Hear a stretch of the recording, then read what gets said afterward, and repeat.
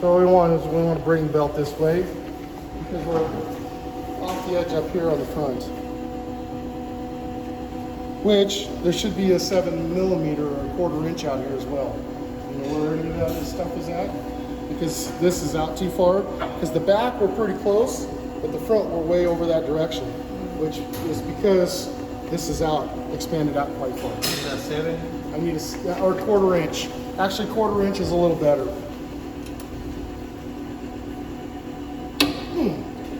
And these should never be tight, this tight. They just need to be snug. This is all aluminum here. You tighten it up tight like that. Break. No, it's gonna gull. And then you'll have problems. Then you're screwed.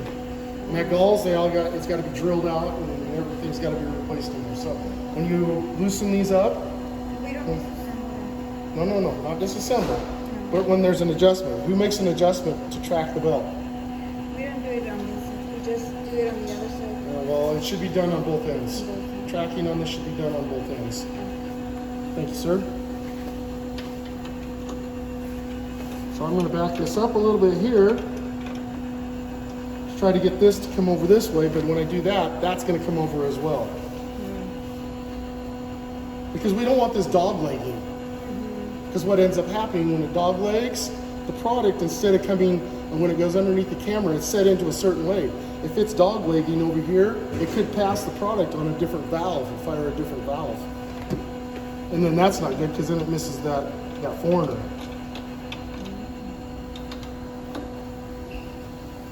So that's what you want to do is you want to bring this over here so it's centered. Okay? And then if you'll notice, the back has come over quite a way to this way. So now I want to take and push the back over, which means expanding this side out a little bit. Where you want this to run at is right down where that black and the silver come together at, where the crossbar mounts in there. You see that there? Yeah. So see how we've moved over there now? But on the front we've also moved over. So now I want to move the front back over this way. This is just one-on-one tracking. So we're going to let it run.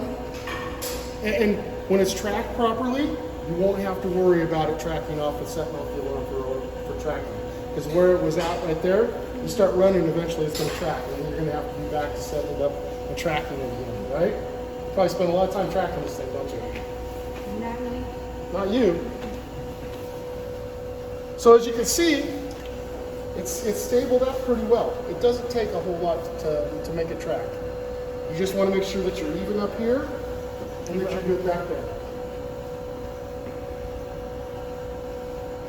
Then just take these here and just snug it down.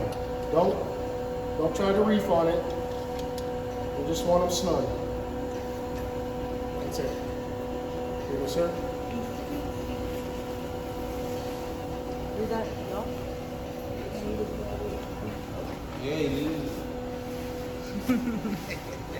And then I believe this is Gary's, isn't it? So when we get you the new in-feed gate, which hopefully I'll get the quote out. I'll ask for the quote today for the parts that I'm going to ask for, and then get it ordered and get it here real quick and get that replaced. Everything on here will come off. You'll keep the knob, but the silicone and the metal, awesome. There'll be a UHMW piece that'll come with a little piece of metal that inserts into the center of where we machined that out. Where this here is, UHMW has been machined, and then we take and put a little piece of metal in there to stiffen up that UHMW, because the UHMW has a tendency to want to flex a little bit, and you'll end up with product out here. But for now, we're just going to go there. We're going to come here, and I'm going to see if I can't get this to start running some product.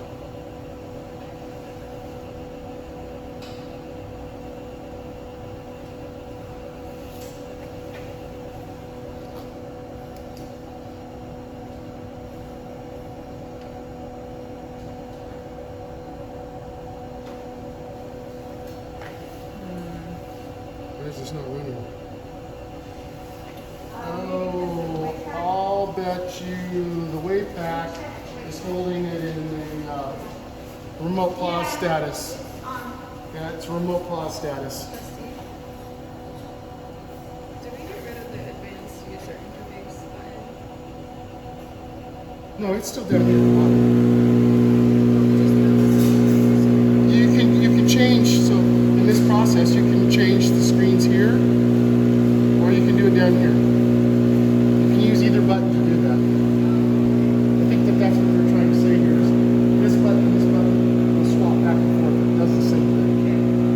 This button here selects the whole screen, but this button down here can change back and forth between the two of them. And if you just touch up there, it'll do the same thing. Yep. So we're not going to get any product out of there because that stuff is probably stuck together good. Let's see if we can break it up a little bit.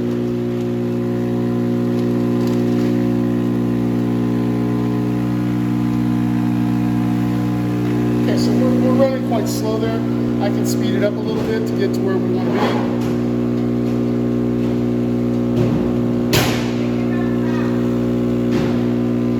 First stage through, I want it to run slow so I can collect some data. So we're going to run about 100 of those capsules through. And that's about what you want to see when it's coming out of there. It's too deep, and then mono layering down. Okay, so when I get to 100, I'm going to push stop here. Okay, so now I've collected my first part of my data.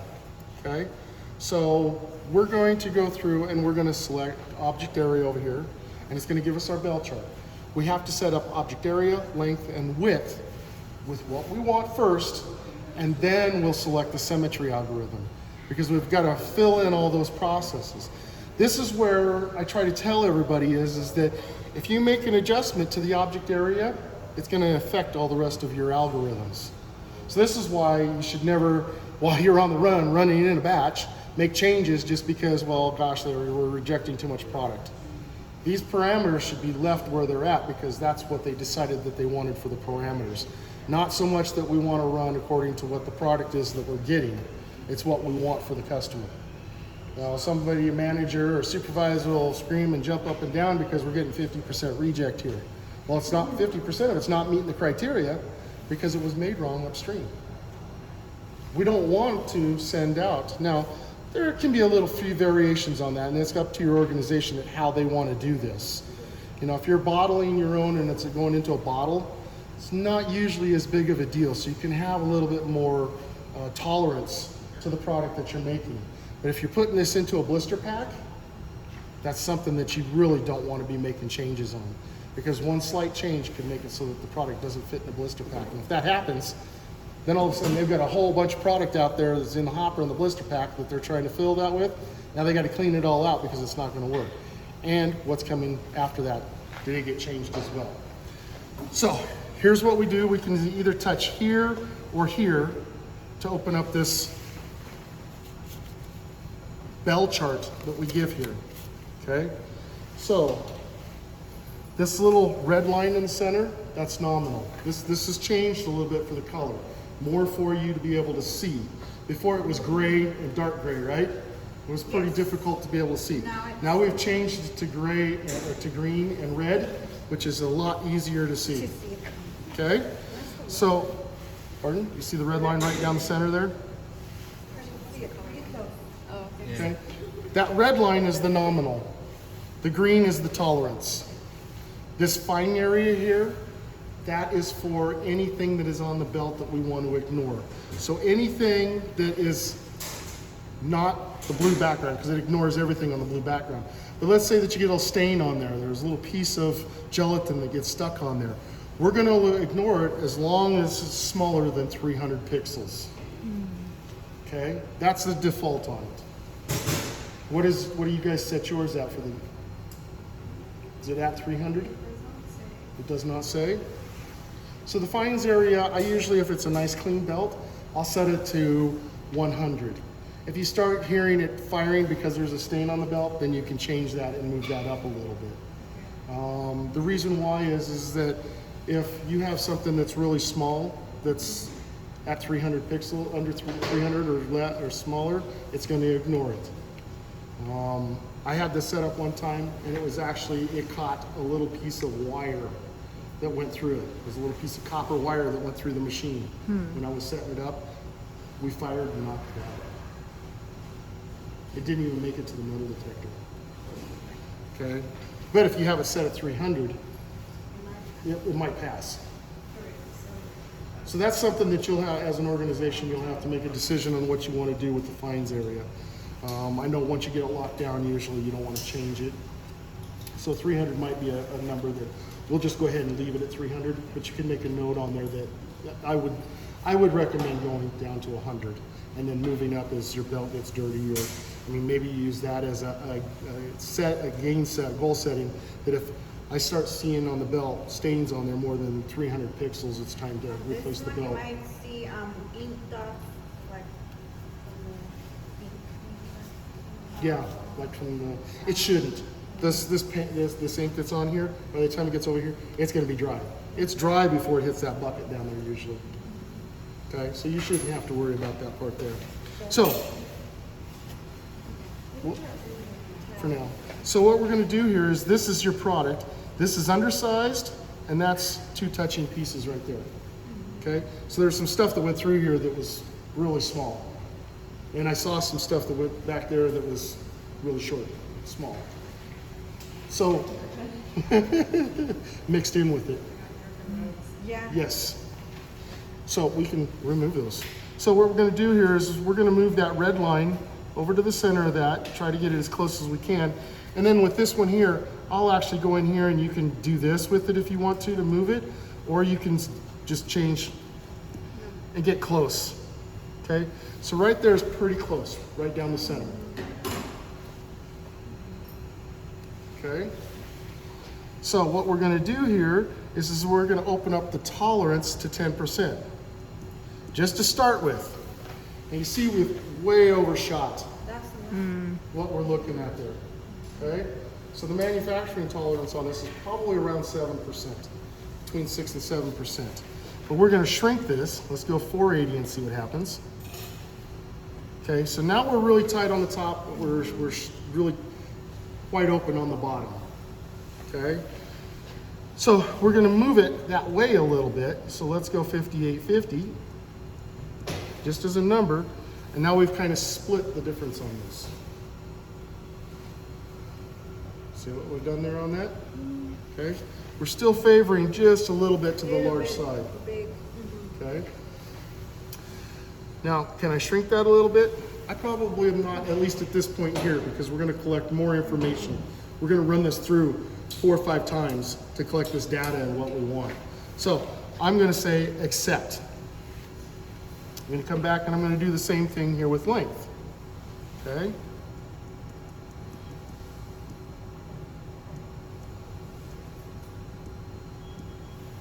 Okay, so we're going to hold an extremely tight tolerance on length.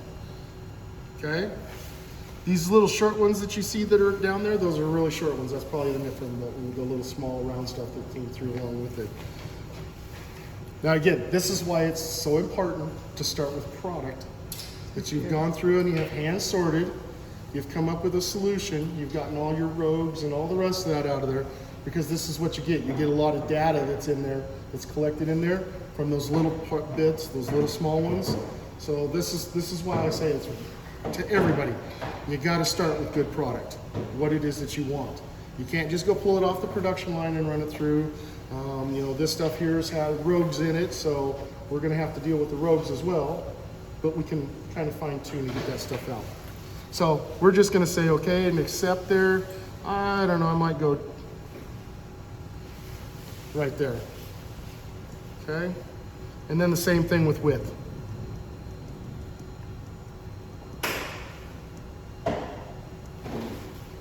Okay, now those are tight tolerances, but we might end up tightening them down even a little bit more, depending on what ends up happening once they try to package this in the blister pack. Okay, so we're going to say accept. Okay, I'm going to save this information, and I'm going to reset those numbers. And I'm going to start it and I'm going to run it again.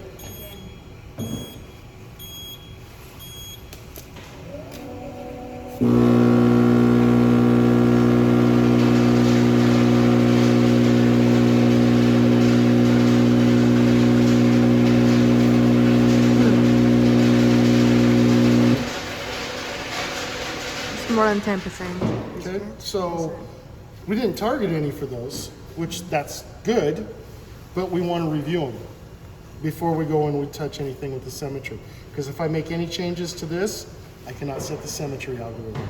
Again, this is where if you make a change to something, it'll affect other algorithms that are on there.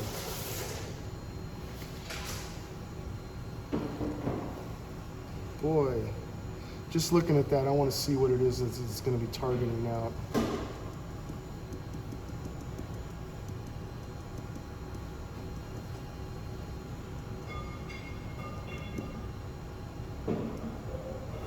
So I'm going to set it right there, which is even tighter. I just tightened up the tolerances on it. But again, I don't know really what all I'm getting through here and looking at. Is this acceptable product? Is it not acceptable product? Back here. Boy, I think that that's probably going to be pretty tight.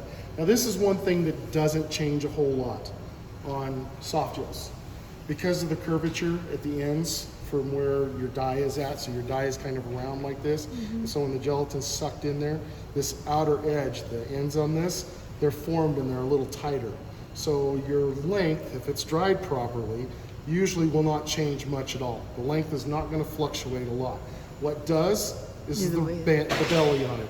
Ribbon thickness, fill weight, mostly fill weight, will change what goes on there with that. Ribbon thickness really is more when you get like the banana shapes or the baseball bats, but the fill weight really changes what the belly band is going to be on it. And this is something else that's going to have to be held really tight, is the belly band on it. So we're good there. You don't have to say accept, and then you come back and you look at the width. Okay. We're fairly tight there. We could go a little tighter, but one of the things to remember with this product is once we get the new infeed cover that you're going to get, it's going to move it back, which is going to stabilize product on the belt a little bit better. Okay. Right now, you probably have a little tendency for this thing to be doing this because it's not quite stabilized all the way when it gets there. But it's pretty close, so we're going to say okay, save. Now again, I can't set that because I have it, so we're going to reset. We'll run some more product. Time is off.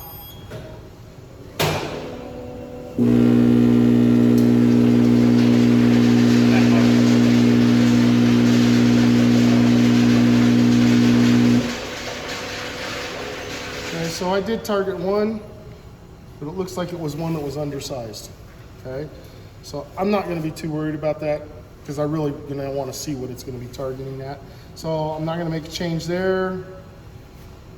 I'm not going to make a change there. And I don't think I'm going to make a change there. So now we can go in and we can set the symmetry algorithm. Now in the symmetry algorithm, we've got a half bell curve here that we've gotten. I'm not a big fan on using the half bell curve because you really can't see the real distribution on it. So when I want to see the real bell curve, I want to open that up. Okay.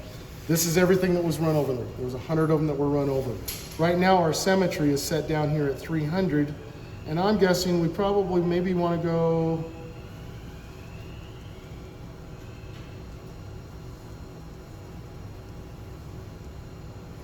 somewhere right in there. And now we want to see what it's going to actually reject. Okay, so we're going to say save. I'm going to reset those numbers. But now what I'm going to do is I'm actually going to turn on the ejector page, the ejector manifold, to see what it is that we target.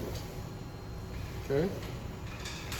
And normally I'll have a bag down here that's empty so that I can look to see what the product looks like, the quality of the product.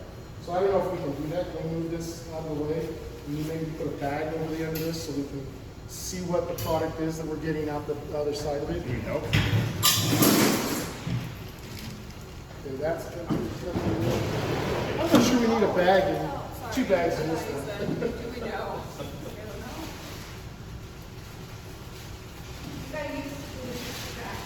Well, for this purpose here on this, let's not use 2 bags on this.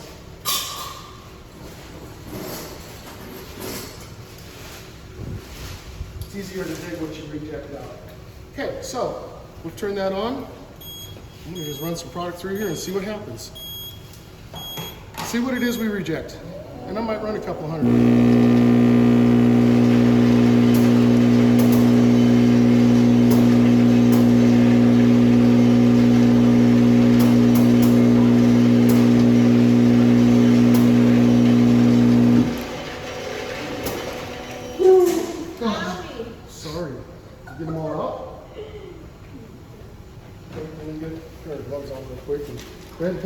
rejects out. Let's take a look at what we got going there.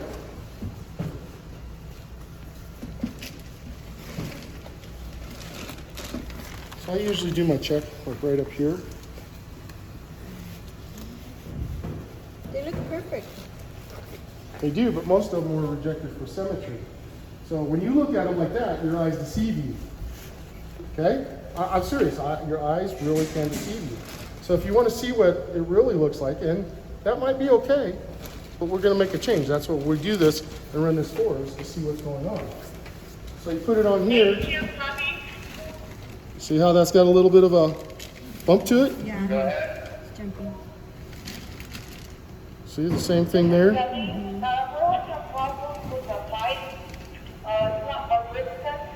Okay, same thing there. This is, again, is this acceptable? See that one there's got a real bad wobble to it. Okay, that's probably one of them that's way out on the end. It's still got a little bit of a wobble, but not a lot. That one doesn't even. That one's really bad. Okay, now you looked them in your hand and said, oh, those look okay, didn't you? Yeah. But now with this product here, it's a little bit different because it's got to go into a blister pack. So you can't use that judgment. She could look at it and say, oh yeah, it's not good. You look at it, oh yeah, that's really good. That's really good, because you're used to seeing that kind of product that's coming to you, or worse. Yeah.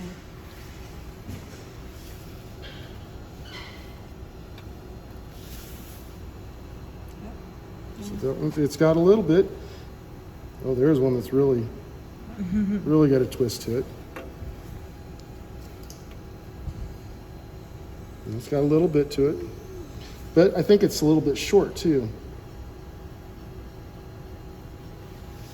So there was one or two of them that were fired at for, oh, I didn't put this in. Nothing is rejected for the length. So there was one object area and one for width, which at the same time was the same one, and I think that it was probably, yeah, This one? that one right there. Yeah, this one probably. look a little Okay. flatter. So these are probably somewhat acceptable. Again, that's for your organization to make up your mind on whether it's acceptable or it's not acceptable. Oh. What I've seen from the blister tolerances for what they want to put this in there, there's like 100 thousandths of an inch front to back for oversized. Undersized is not going to be a huge issue with it, but they are trying to put this into an extremely tight blister pack. Well, I need to double check the tolerances, but generally, if they pass through the sizer and if they're not grossly misshapen, like the circle. But well, maybe that's true, but how much do you blister pack with that? And then you also have to look, because that's gross size measurement. See, this is where I think that your organization made a mistake with what they were deciding what they were wanting to do when they bought these screens up there. Because they wanted to hold such a tight tolerances on those screens that the product some of it wasn't even going to pass through that up there. This is the fine tuning. That's not. And so they want to fine tune with a gross measurement screen to put it into a blister pack. That's just the wrong way to do it. And that's my opinion. So I just want everybody to understand. That's my opinion, professional opinion, that you use that for gross measurements. This is for fine tuning. Okay. This is where you really do that. And from what I saw from the tooling and what I saw from the blister packs, because they sent me all the specs on it, it's an extremely, extremely tight tolerance. That's why they were trying to hold such huge tight tolerances up there on those screens. Yeah. So anyway, that's just kind of what the thing is.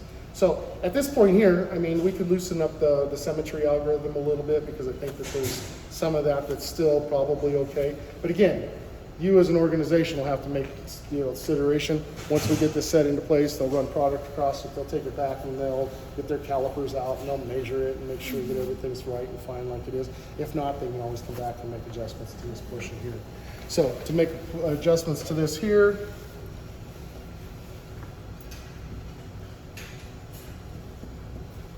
okay.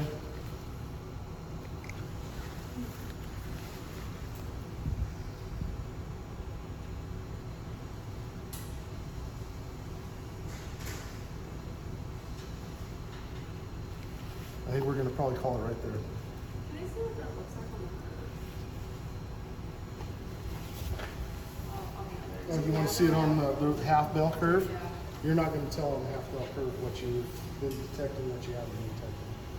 That's the problem. That's what I don't like about this half bell. It shows you everything that you've collected for all the data. It doesn't show you where that separation is at and what you want. Now, mind you, if all this product was perfect product that they had gone through and they had sampled through and said, okay, this is what we want for product, then you could have set that right to the very end. Because that's what you had set for an acceptable product. But when you don't have an acceptable product, and I'm trying to set something up that's going to try to maintain and show you what it can and can't do, that's why I kind of back down on Yeah, our that part of SOP it. says to run like 3,000 product through and see where that line plateaus. And that should be where like the appropriate limit for something. Yeah, if you have good product to run through it. If you have good product to run through it, to run the sample of 3,000 capsules through it. But only if you have good product. This is not what we classify as validated good product. Is it? Your product, yeah. We made it with the. But it's production product. Has it been sorted by hand? Has it been sorted by, has anybody even looked at it? It's production product. So what I'm trying to get across to you is if you're gonna take what you get off of production, right out of the encapsulator, you're gonna bring it out here, you're gonna run it across this and test this machine and train it, you might as well have this as just an expensive conveyor. Because it's not gonna remove everything.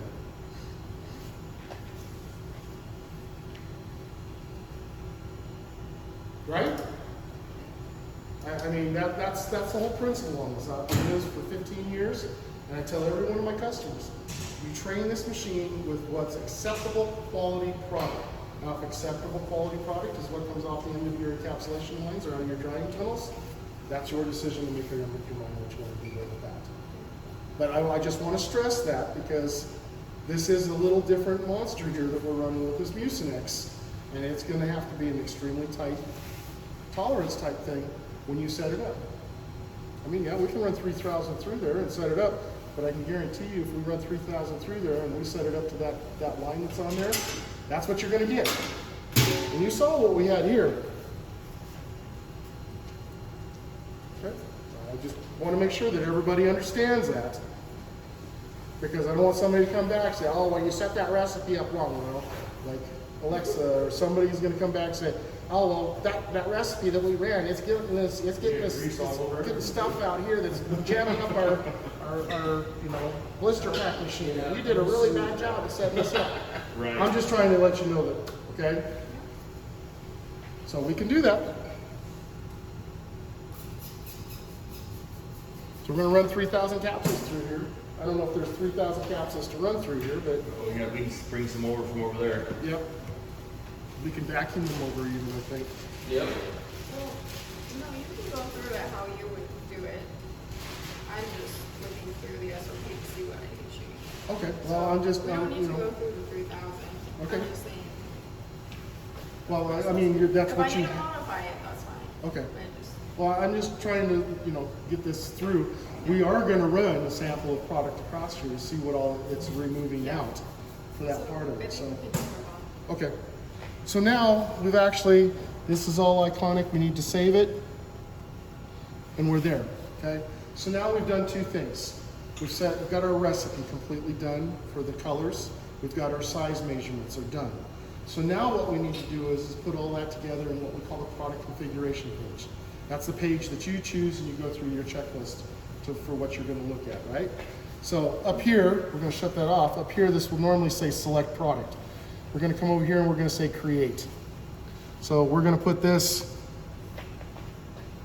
3033164 space M. Muse, Muse. CINEX Space 3 3 API space test. Not try anymore. Okay? Because we need to know what the test is, because that's what we named it down here. Okay? So we're going to say accept. Okay, so now this opens up. Now this is a little bit different than what your page was you had before. It's a little different structured from the pictures. So do you want a picture of this? Because it is a little bit different. Take a picture, we just press F9, and it'll take an image capture of that. Okay? So what's changed on this page is the location of all of this information here. And we added what we call a slow startup. Before it was always just fast startup. Okay? So belt type is the blue belt. How many do we want to go into a bag? How many is going to go to a bag? It says 5,000? Okay, so that's what we're going to put in here. Right? Okay? Does it tell you what your flow rate needs to be on this? Okay, so that's something that probably needs to be added because I think you guys are just setting everything to 250,000 capsules an hour, from what I could tell. Okay, there's actually a flow chart that we tell. Now, with this system, that flow chart is not going to be real accurate because you have a start and stop, and you have a 30-second start and stop down here. Not like with an indexing table or a button that you push here, where there's only about 5 or 6 seconds. You have 30 seconds here. So what you put in here for a flow rate is not what the actual, that flow rate is a continuous throughput. Okay? So my guess is that you're going to lose at least 20% or more of what your throughput is on this because of the way that this cycles. Now I'm going to talk to them a little bit about that because VacuumMax now has a new hopper that's designed down here. It actually has 2 hoppers. So it has the top one, which you would fill into. As soon as it's done counting, that top one would open up and drop down into the bottom one, seal, then this would start running again, and then it would vacuum all that product over there. So we're going to talk to them a little bit about maybe changing that, which there's some changes that would end up having to go through on all this because this would all have to move up a little bit to be able to add that extra hopper in. Okay?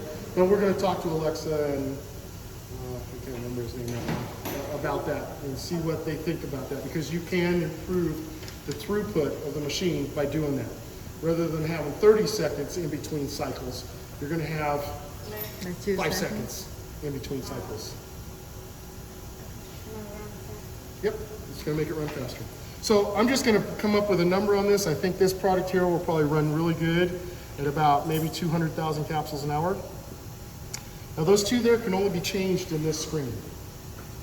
These other flow rates, they can be saved on that counting feature page. So this part of this stuff is saved to this counting feature, but you can save it from the other one because we're going to have to adjust it to come up with numbers on it. These are fixed. But you have to put something in there, so I'm just going to put 25 for slow startup and 35 for fast startup. This is just a preliminary thing that we start with. We're going to adjust them according to what the product is like, right? So we have top cameras. We're running Twins Pass and save settings. Oh, that's too much. Oh, Yeah. sorry. There. Okay, so now we need to find this one down here, which is right there. Right? Okay, and we're going to say accept. Okay, so we're going to select the top the camera target, which is the T65. Okay, now if one of these was left empty, let's say I put that back to 0. Okay, we're in a hurry, we forget something. We say accept. Okay, so now what I'm going to do is I'm going to come back here and find that 303. Right There, there. there. The test one right there. Yeah. Notice it doesn't let me accept it. Before it used to let you accept things, even though the recipe wasn't all completely finalized. We don't let you do that anymore. So when you create this recipe, it has to be 100%. So if you don't have 100%, we go in here and say edit. Oh gosh, I forgot to put in the slow startup. So if any of the rest of this stuff was missing, it's going to do the same thing. It's not going to allow you to load the recipe. So we're going to just put 25 in there. Okay, and we're going to come back here. Notice now I can say accept. Okay, so now we've loaded that recipe with your tolerances and everything else, nominals and everything else. Any questions so far? Okay. Yes. How fast can we run the height of the I only want it too deep, and here in the front, it should be mono layering down, okay? So anywhere between here and here, you want to see it kind of mono layering down. We're running a little bit deep, but when we get you that new gate, it'll really perform a lot better than what you're looking here, because that throat opens up a lot more, and you don't have this flap sitting here going like this. There's a break on it, so it comes down like this, and then the break on the bottom of it goes like this. So it's kind of like this, which makes it so that it smooths out, and you have a lot more surface. So it's not going to jam as much. This thing probably bricks up, and you have to reach down in there and push it all the time. It shouldn't be doing that. So now that we've got that part there, next thing we're going to do is this is going to the counting feature. So this is the page that's changed. Used to have 2 parts to the counting feature, and now we have 1 page for all of it.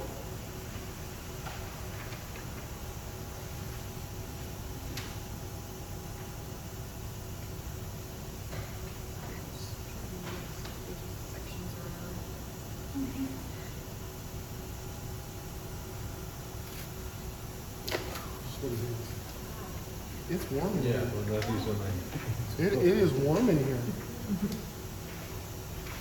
Naples guys are slacking. You're not getting air conditioning in here. No cooling. Oh, it's the facility? Yeah. It's facility, not maintenance, huh? Well, facility's really, I was trying to find something to blame you for, but I guess I shouldn't. You're lucky. So for this part here is the counting feature. So we're going to turn this radio button green, okay?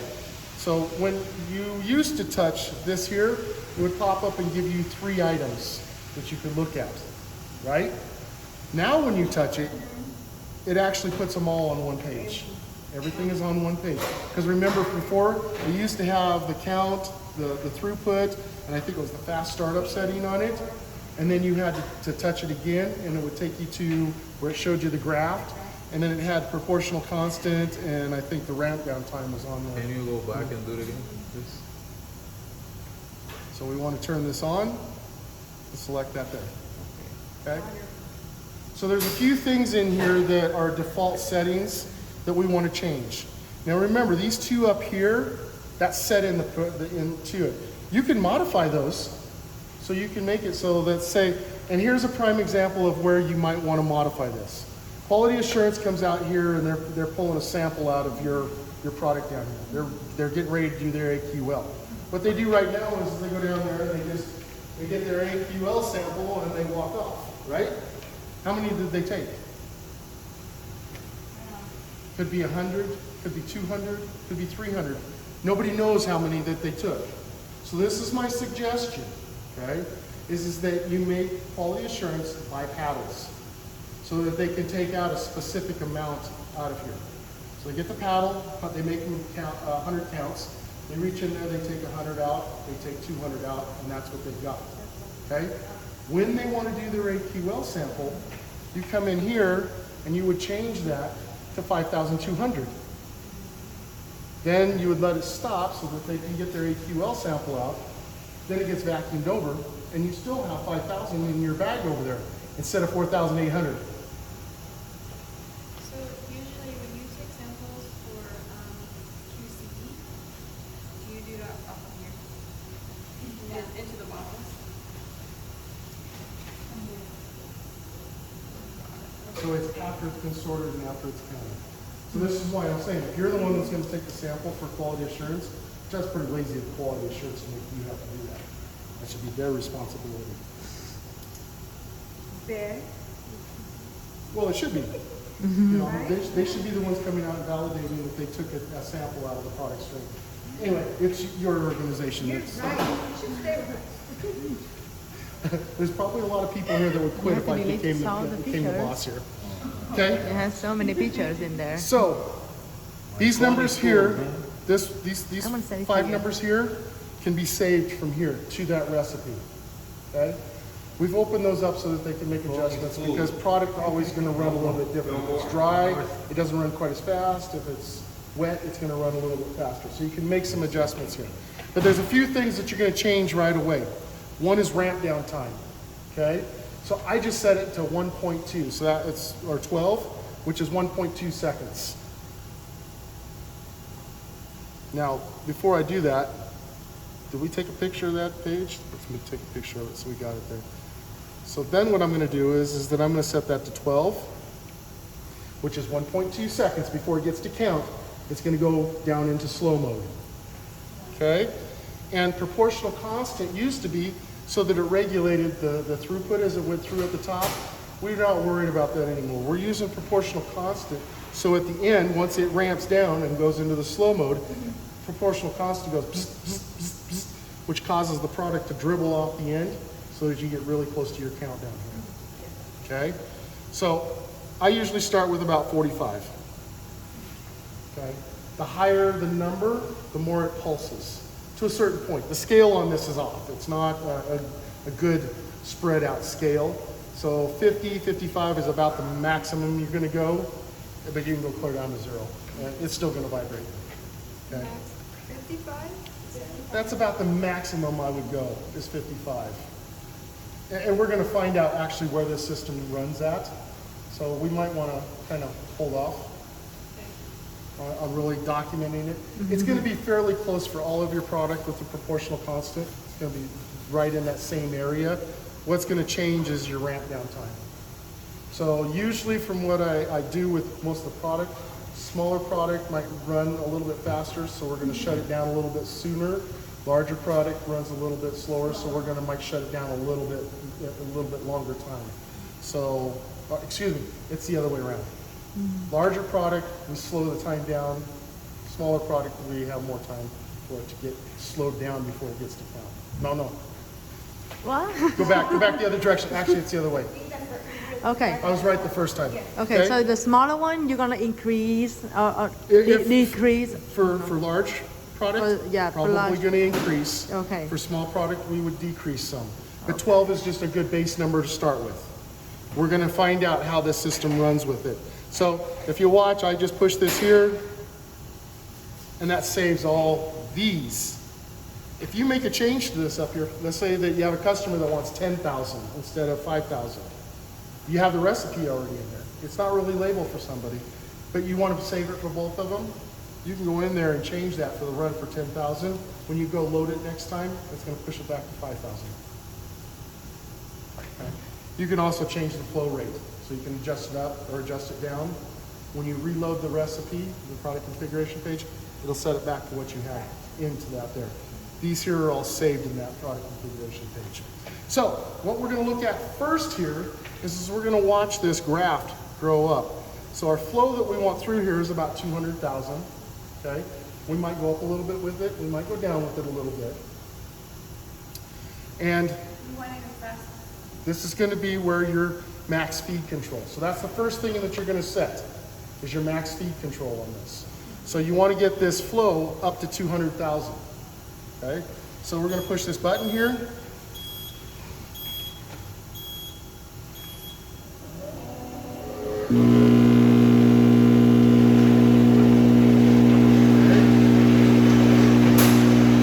So notice we didn't get to 200,000, right? So let's just bump that up. Because there's 200,000. It's over. Okay? It's just a little bit over, but that's okay because it's going to cycle back down. We can stop that there. Okay? Now, our fast startup setting is what's going to get us to that speed. Because you notice here we kind of did this to get up there. We want to get up to that speed a little bit faster. So I will usually set this about 10 below. So, okay? So now when we start this, we should see this ramp up pretty quick and then taper off. Okay, let's see what happens.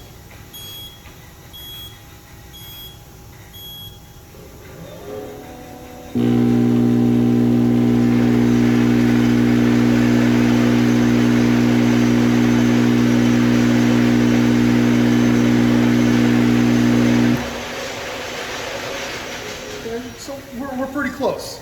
But we also want to make sure that we have a full hopper here. This is why it's important to have a fair amount of product.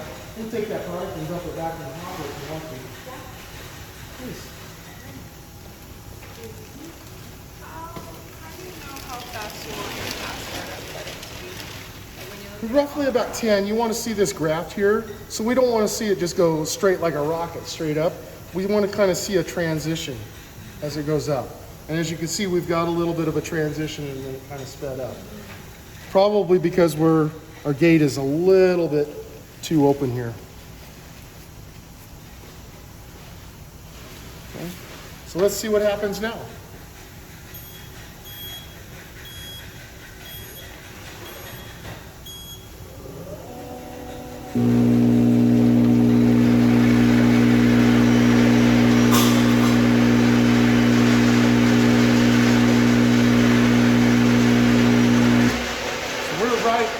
Running at 200,000 because that's what we picked out at there. It's right at 200,000 capsules an hour. Now your metal detector is probably going to have to be tuned for this ink that's on here, because this ink probably has some kind of metal in it. And so you'll have to run this at what your throughput is going through here and set your to train the head on this, so it doesn't eject for that there. But then you'll also have to run your test through to make sure that it's still going to fire for the test. Yeah. So. And the fast startup setting for this is good now, even though it's kind of like great.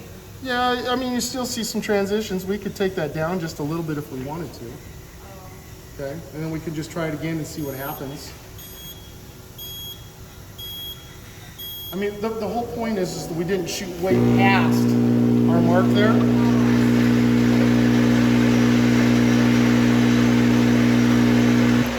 Pretty much went right to the 200,000, so we just don't want it to shoot past. So that's probably a pretty good number there, but this could change just a little bit once you really start running in production, because we're going to have more weight in that there, so there could be a little bit more energy. We could probably vacuum a little more over if we wanted to and see what, you want to hit the vacuum blower, turn it on there for me. This one? Nope, this one right here. Now the only one, no, yeah, that one's, no, that's the wrong one, sorry. The other one right there. Now, pull the e-stop out.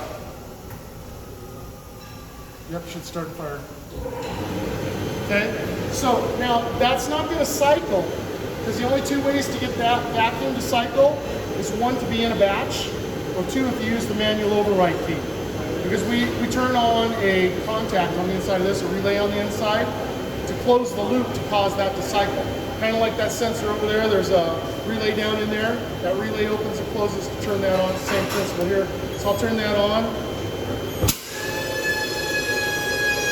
We'll probably need to turn on the vibration a little bit over there.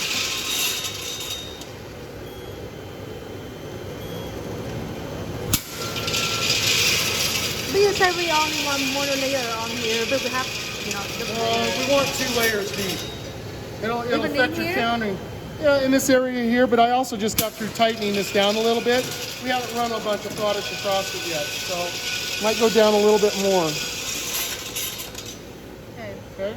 So we should have mono layer, like this part of the Yeah, it doesn't absolutely have to be, but you want it fairly close.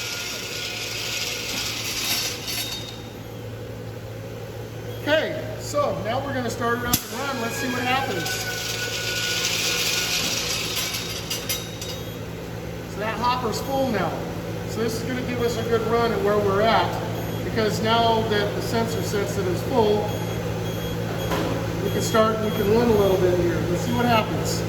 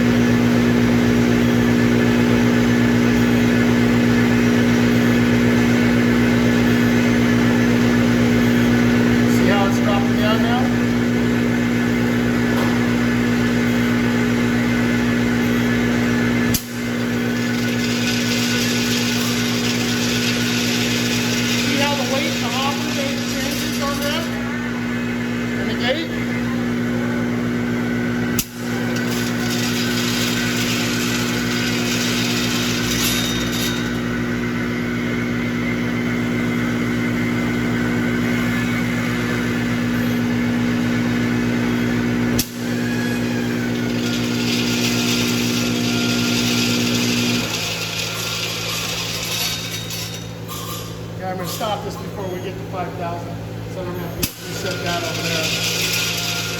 So I'm just gonna save those numbers that we got there, close here. I'm gonna reset. Hang on, she's got it back out of there real quick. It's up to you, whichever you want to pump.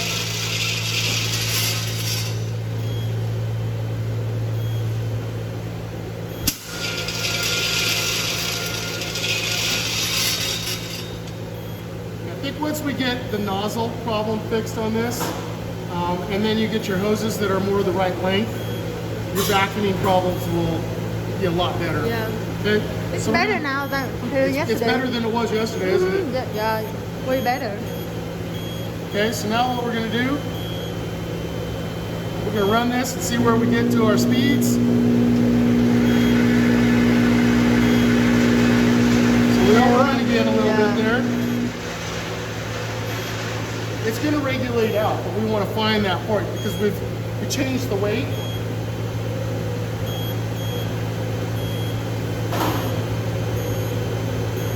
We adjusted the gate a little bit.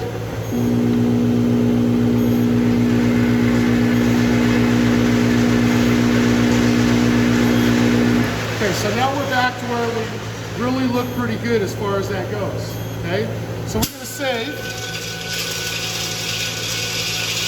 Okay, so now we've got our max speed. We've got our startup setting set pretty good. The slow startup is not too bad. We're just gonna, we'll figure a little bit more on that out. Usually that's a pretty good number. We just want it enough that it's gonna move in the beginning. Next thing we're gonna do is that we wanna see how close we can get to our count. But I don't wanna run clear to 5,000. So I'm gonna run it to 1,000. Well, this means we've gotta go over there and we'll have to cycle the bagger over there. Yep, the weight pack. So what I'm gonna do here is I'm gonna close this, I'm gonna reset this, and I'm gonna come back here and I'm gonna set this to 1,000 capsules. Okay? Now what I'm looking for is that when I get to about 900 and 950, I want to see this slow down. Okay, so we want it to slow down about that speed, and then we want it to trickle off the end. We'll wait for you. You can leave it like that if you want to. You can go ahead and dump that bag into the tosser if you want to. Hold on, give me the bag. Sure.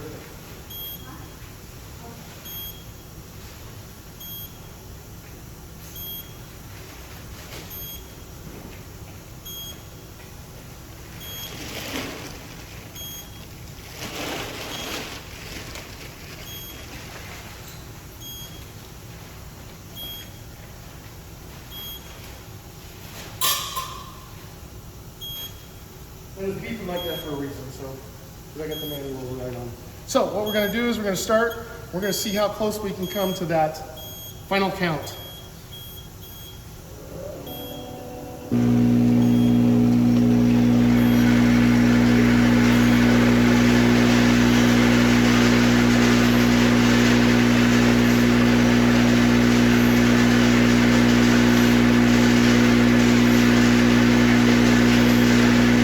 There are going to be 1,000 capsules in that hopper, and maybe turn it back to that. Oh, there's probably more than 1,000.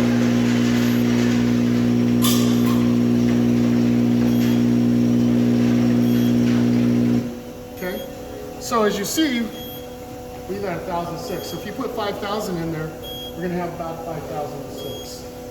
Okay, whereas with the old counting feature, you were probably at 5,100, 5,200 that you were putting in there. So you can see already we've improved it. But what we're looking at here is that we've got a fair slowdown. This is the slow startup setting, is right there. It's probably not too bad. What we'll see here in a minute. But I'm going to slow down the ramp time just a little bit.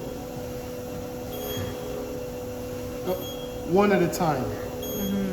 I always make one at a time. So let's reset that real quick. Like that.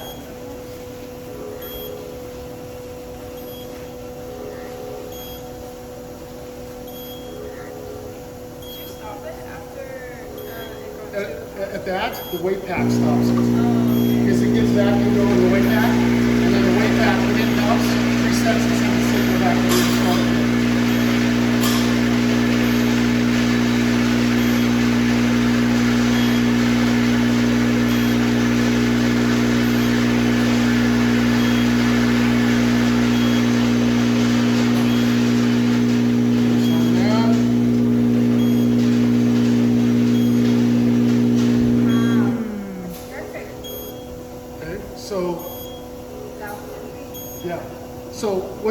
actually be putting in there. Now, mind you, the metal detector took some out. Now, hopefully, when at a later date, this metal detector can be added into the system to make the system stop. So you can be more accurate even in what you put in here. Because if this metal detector activates, everything that's in here should be taken back and run back through again. And then you can go in, you can reset these numbers. Okay? So how do we reset the number? You can go right here and you say, okay, I want to reset that number. Okay?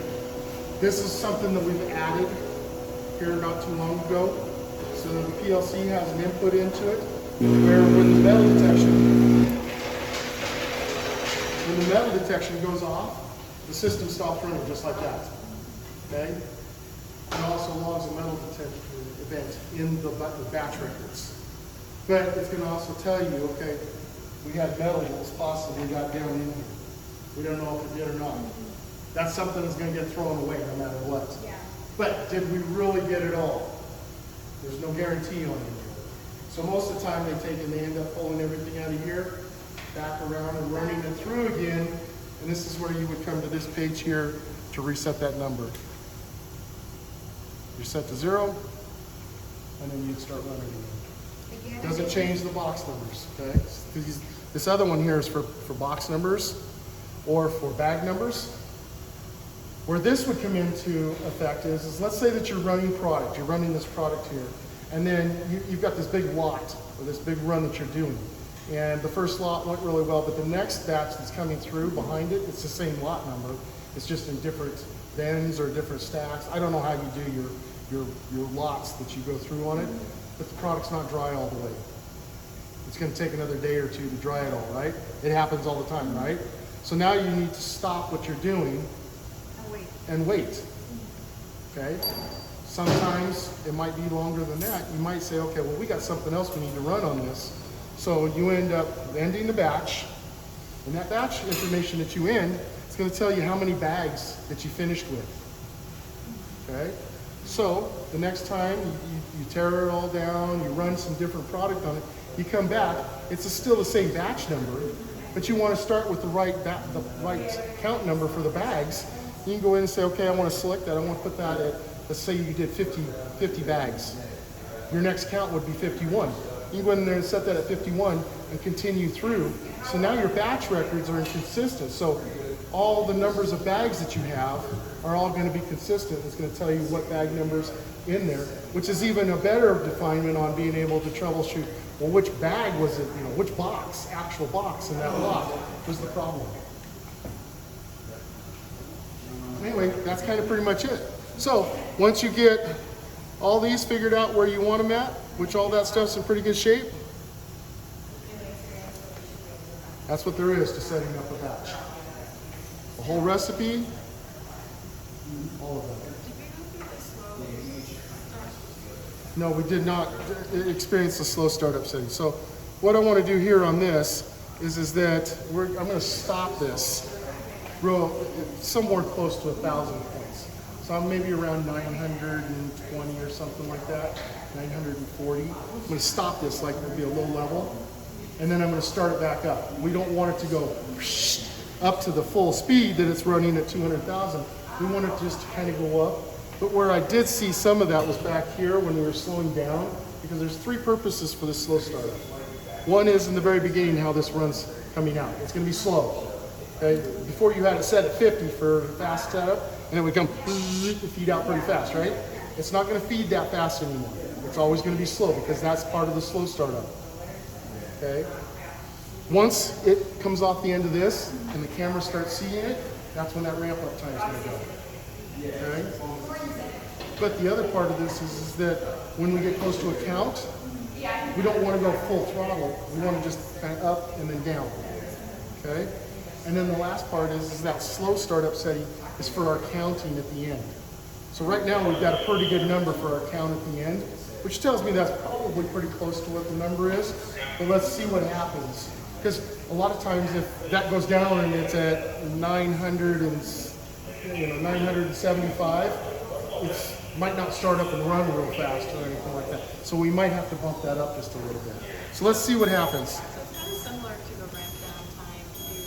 Yeah, it's incorporated into the ramp down time because when it ramps down to that slow startup second. Then the proportion of plastic kicks in, it causes that final part.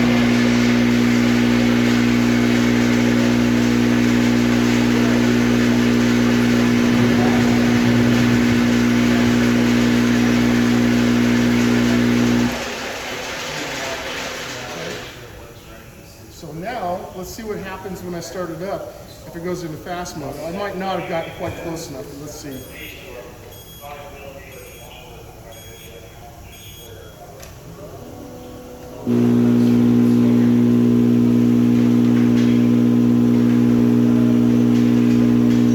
Looks like it's running slow. I'll pick up a little bit, slow down.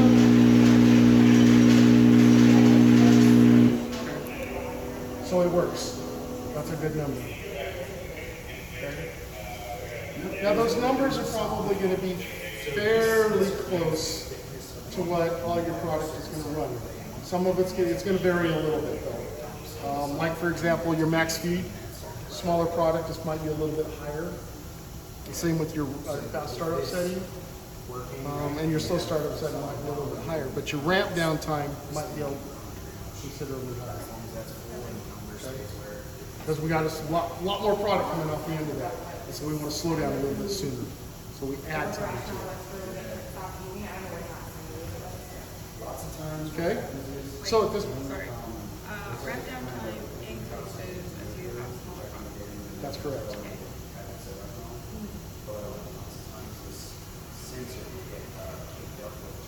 Because you have more product in development. So you have to ramp down a little sooner to get that.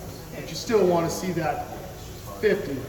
So your ramp down time might be a little bit sooner to get down to where you're about 50 before you get to count to allow this to kind of dribble forward and drop in there. Now if you drop down too soon, you just take a little bit more, one-tenth of a second at a time. Always make one adjustment. Don't make, I get carried away and that I've been doing a long time, so I'll make 3 or 4 adjustments. And I shouldn't. When I'm training, I try to get myself to stop doing that and just one adjustment at a time. So that's what there was to this. And that's